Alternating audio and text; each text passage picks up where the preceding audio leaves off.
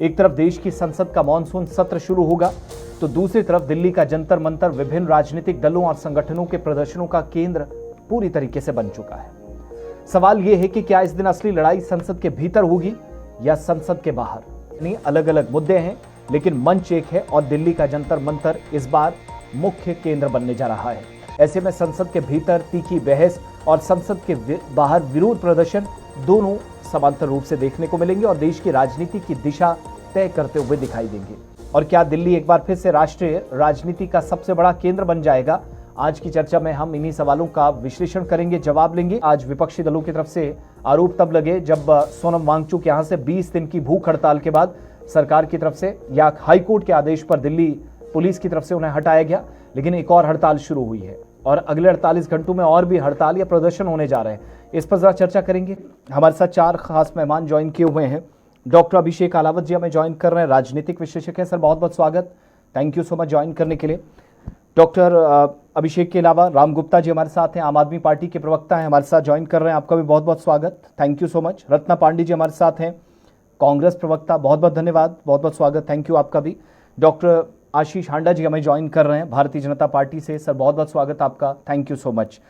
आशीष Handa ji, BJP की तैयारी तो अपनी जगह, एनडीए की मैं उस पर बाद में आऊँगा, लेकिन इन सारी सरगर्मियों को, ये प्रदर्शन का और एक तरह से प्रदर्शनों का मुख्य केंद्र जो है वो जंतर मंतर हर बार की तरह बना है। कई आंदोलन शुरू हुए। कैसे बीजेपी एक पार्टी, एक राजनीतिक दल की हैसियत से आप इन सारी एक्टिविटीज को देख रहे हैं? आसिफ जी, आपको, मेरे आदरणीय को पैनलिस्ट को और आपके चैनल के सभी प्यारे प्यारे दर्शकों को मेरे यानी डॉक्टर आशीष का प्यार भरा नमस्कार। देखिएगा, आंदोलन करना हमारी डेमोक्रेसी का एक मूल सिद्धांत है और मूल उसमें राइट्स दिए गए हैं। कोई भी आदमी आंदोलन कर सकता है, कोई बुरी बात नहीं है इसमें। डेमोक्रेटिक कंट्री है इंडिया, इसमें ये अलाउड है। लेकिन आंदोलनकारी और आंदोलन जीवी में फर्क करना जरूरी हो जाता है। आप आंदोलन किस लिए कर रहे हैं? क्या आपका आंदोलन जन आंदोलन में परिवर्तित हो पा रहा है? क्या जनता आपके साथ है? यह देखना बड़ा जरूरी है। सबसे पहले तो यह कि आंदोलन शुरू किस लिए किया गया? छात्रों के लिए नीट में हुई गड़बड़ी की वजह से। क्या सरकार ने उसके ऊपर एक्शन लिया? बिल्कुल लिया। क्या तुरंत दोबारा पेपर कराया? बिल्कुल कराया। क्या उसमें सावधानियां बरती गई? बिल्कुल बरती गई। और यहां तक कि आर्मी तक की इन्वॉल्वमेंट की गई और टेलीग्राम तक को सस्पेंड किया गया। क्या दोबारा पेपर कराने में कोई गड़बड़ हुई? बिल्कुल नहीं हुई। तो फिर इन आंदोलन का मतलब क्या निकलता है? क्या आप सरकार की आर्म ट्विस्ट करना चाहते हैं कि भाई देखिए, आप हमारे कहने से इस मंत्री को बर्खास्त कर दीजिए, उसको कर दीजिए, नहीं तो हम धरने पे बैठ जाएंगे। चलिए, आप धरने पे भी बैठेंगे, जन आंदोलन के रूप में बैठेंगे, तो क्या जनता आपके साथ है? आपके दर्शक शायद ये जानना चाहेंगे कि 140 करोड़ की आबादी में इस समय, जिसको ये कहते हैं हम यूथ के लिए प्रोटेस्ट कर रहे हैं, यूथ कितने हैं? 38 करोड़ यूथ हैं 140 करोड़ में से। इस 38 करोड़ का अगर मैं 1% भी पकड़ूं तो बनता है 38 लाख। क्या 1% लोग भी इस आंदोलन में शामिल थे? जवाब है नहीं। मैं 0.01% पकड़ूं तो बनता है 38,000। क्या 38,000 लोग भी कभी जंतर मंतर पहुंचे? जवाब है नहीं। एक्चुअली में 0.0001% यानी तकरीबन 3,800 लोग भी वहां नहीं पहुंचे। फिर ये इसको जन आंदोलन कहने की बात कहते हैं, बड़ी विचित्र बात है। और उसके बाद इस आंदोलन में कैसे लोगों को साथ में लाया जाता है? भाई, क्या यहाँ पे नीट देने वाले छात्र उपस्थित थे? क्या यहाँ पे उनके अभिभावक उपस्थित थे? अगर ये सच में नीट आंदोलन होता तो यहाँ पे छात्र और उनके माता पिता होते। 20 लाख बच्चों ने नीट का पेपर दिया है, 20 लाख ने। 20 लाख में से 2,000 भी यहां उपस्थित नहीं अगर हैं, तो आप इसको कैसे बच्चों का आंदोलन कह रहे हैं? क्योंकि पहले दिन से सब जान रहे थे कि ये बच्चों की आड़ में कुछ और ही यहां पे पनप रहा है। वरना तो आप बताइएगा ना, इतने उल्टे पुल्टे लोग जिनको कहना चाहिए कोई मतलब ही नहीं बनता। पहले दिन से कहा गया था कि इसको पॉलिटिकल मंच नहीं देंगे, तो फिर वहां आम आदमी पार्टी क्या करने पहुंच जाती है? संजय सिंह हो, आतिशी हो, केजरीवाल हो, क्या करने पहुंचते हैं? डिंपल यादव क्या करने पहुंचती है? योगेंद्र यादव क्या करने पहुंचते हैं? यानी ये पूरी तरह से सोनम जी के प्रोटेस्ट को हाईजैक कर लिया गया और शुरू कहीं से हुई थी कहानी, पहुंच ही कहीं गई। और उसके बाद अगर हाईकोर्ट कहता है कि भाई आपको इनकी स्वास्थ्य का ध्यान रखना है, कुछ हो गया तो जिम्मेवारी आपकी है। डेली बेसिस पे आपको इनकी रिपोर्ट लेनी है। और आपके दर्शकों को नहीं पता हो तो ये भी बता दूं, 13 जुलाई को एलएनजेपी हॉस्पिटल के डॉक्टर्स ने जब वहां विजिट किया तो उसकी बाकायदा रिपोर्ट इस समय सोशल मीडिया पे है, जिसमें उन्होंने कहा इमीडिएट एडमिशन इनका जरूरी है। 13 जुलाई को। उसके बाद भी अगले 5 दिन आप उनको एडमिशन में नहीं भेजते, क्योंकि आपको उनकी जान से ज्यादा अपने आंदोलन की, सो कॉल्ड आंदोलन की चिंता है। तो भले उनकी बलि चढ़ तो जाए, आशीष लेकिन जी, आप हीरो डॉक्टर बन जाएं। आशीष जी, इसलिए क्या आप उनको आशीष जी, अस्पताल में नहीं भेजते। और आज जब पुलिस वो एक्शन लेती है तो उसकी सराहना करने की बजाय आप उस पे भी सवालिया निशान लगाते हैं कि उनको अस्पताल में क्यों भेजा गया। तो क्या भाई क्यों आशीष सोनम जी को मारने पे तुले ठीक हो? है आशीष जी, सोनम जी की आपको बड़ी तारीफ आप कर रहे हैं, याद आ रही है। ये बात क्या भारतीय जनता पार्टी या सरकार में बैठे लोगों को समझ नहीं आती? पहले 13 दिन तो कोई नहीं गया है। ये जिन लोगों का आप नाम ले रहे हैं ये तो बाद में गए। और नीट वाले मामले पर अगर कहीं कोई गलती हुई, जिसको सरकार कह रहे गलती हुई, ठीक करने की कोशिश कर रहे हैं, आप तो जस्टिफाई कर रहे हैं।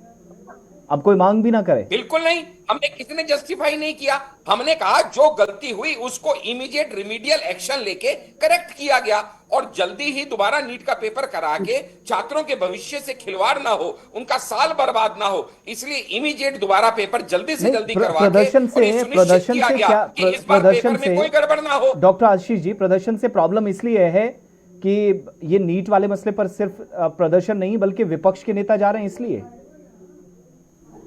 नहीं, हमें किसी से कोई ऑब्जेक्शन नहीं है, क्योंकि ये प्रदर्शन करना उनका सैद्धांतिक अधिकार है। इसीलिए तो अगर हमें ऑब्जेक्शन होती तो दिल्ली में हमारी सरकार, केंद्र में हमारी सरकार 20 दिन प्रदर्शन होने देते, 20 घंटे में प्रदर्शन खत्म नहीं कर देते। तो आंदोलन जीवी कहने की क्या जरूरत पड़ी? रातों रात भागना पड़ा था। आंदोलन जीवी कहने की जरूरत क्या पड़ी डॉक्टर आशीष जी? प्रदर्शनकारियों पे लट बरस रहे हैं। क्या हमने ऐसा कुछ किया?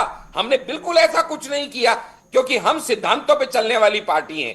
लेकिन जब मेडिकली आपकी पार्टी के प्रवक्ता, पार्टी के तमाम नेता, आपके पार्टी के तमाम लोग, कोर्ट से डांट हम खाएंगे सर, आपके आपके पार्टी के दर्जनों लोग आंदोलन जीवी कहने की जरूरत क्यों महसूस कर रहे हैं?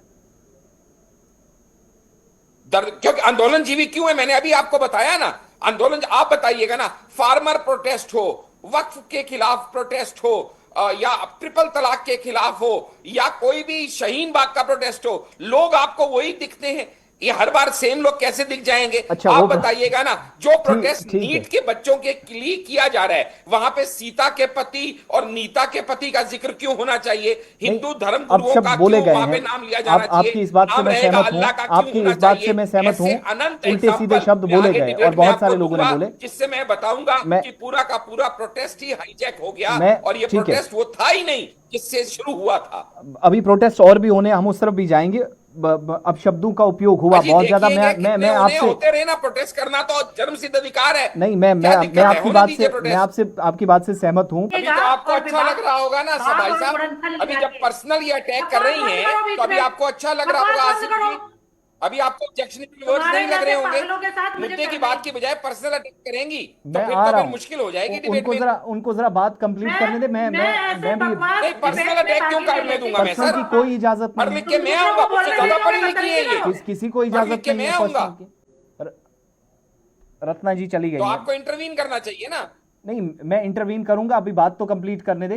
वन साइडेड अटैक्स किसी को इजाजत नहीं, और पर्सनल तो बिल्कुल की बजाय 10 गाली दे देंगी। पर्सनल बिल्कुल नहीं। पहली ऑब्जेक्शनेबल बात करते ही आपको इनको टोकना चाहिए।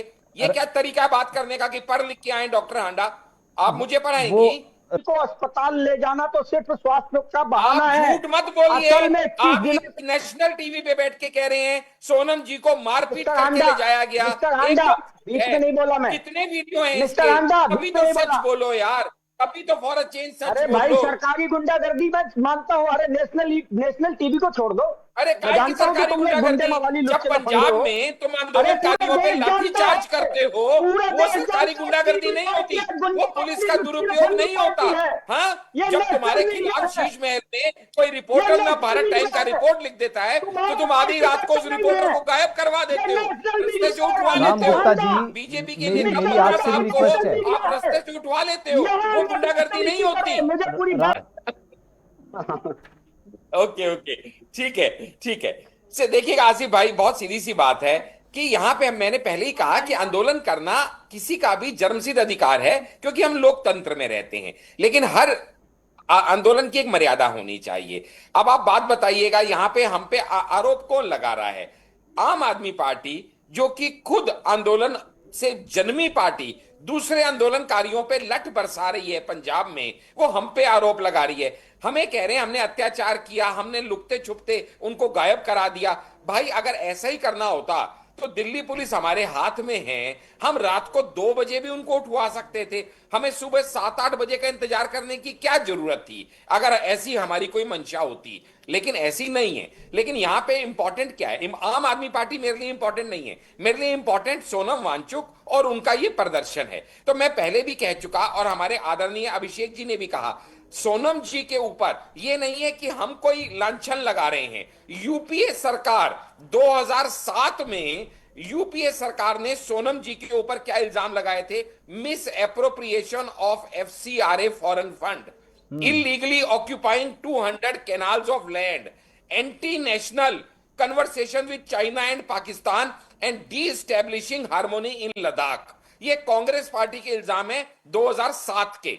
उसके बाद मैं बताऊं, सितंबर 2025 में जब सेंट्रल गवर्नमेंट ने इनकी 2 ऑर्गेनाइजेशन, जो स्टूडेंट ऑर्गेनाइजेशन इन्होंने शुरू की थी, हिमालयन इंस्टीट्यूट ऑफ ऑल्टरनेटिव और student education and cultural management of Ladakh, इन दोनों के ऊपर एफसीआरए में फंड्स की घपले को लेके इनके लाइसेंस जब रद्द किए, उसके बाद ये एक्टिव हो गए और इनको एंटी मोदी ब्रिगेड में एक समर्थन मिल गया। वो एंटी मोदी ब्रिगेड जो हर जगह सक्रिय हो जाती है, इशू देखे बिना, फार्मर प्रोटेस्ट है, सीएए है, एनआरसी है, कुछ भी हो, जहां पे भी मोदी के अगेंस्ट खड़ा होना हो, ये एंटी मोदी ब्रिगेड खड़ी हो जाती है। फिर चाहे उसमें उमर खालिद हो, शर्जिल इमाम हो, वरना टुकड़े टुकड़े गैंग का या नीट प्रदर्शन में नारे लगने का क्या मतलब? तो हांडा जी, फिर ये भी बताइएगा ना, आपकी सरकार ने तो ये उसका नीट में प्रदर्शन में क्या मतलब है? डॉक्टर आशीष जी,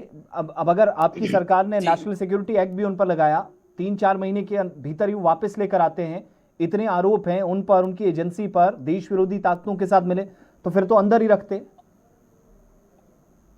साहब ऐसा है ना, हम अपनी मर्जी से कुछ नहीं करते, चाहे एनएसए हो, चाहे ईडी हो, चाहे सीबीआई हो, ये सब संवैधानिक एजेंसीज हैं, ये प्रूफ के ऊपर अपना अपना काम करती है, हम नहीं करते। अगर ऐसा होता तो हम उन्हें प्रदर्शन की इजाजत ही नहीं देते। लेकिन ये आरोप गलत नहीं है, इसलिए कह रहा हूं कि आप देखिएगा ना उनके साथ कौन खड़े हैं। आरोप है, बैकग्राउंड को हम पूरा जानते हैं। राम गुप्ता जी से कौन खड़ी है? राम गुप्ता रॉय खड़ी है, शर्जिल इमाम, उमर खालिद, कौन लोग उनके साथ हैं। तभी मैं कह रहा हूं कि सोनम जी के पूरे प्रोटेस्ट को जिस तरह हाईजैक कर लिया गया, वो जैसे हमारे अभिषेक जी ने कहा, वो स्टूडेंट प्रोटेस्ट तो कहीं रहा नहीं, वो नीट का तो कहीं रहा नहीं। फाइनल कमेंट, मेरे पास टाइम बहुत कम है। 20 लाख बच्चों ने नीट पेपर दिया, उनके पेरेंट्स राम गुप्ता जी से फाइनल कमेंट ले लेते हैं। दिखाई दे रहे हैं, राम गुप्ता, सोचिए।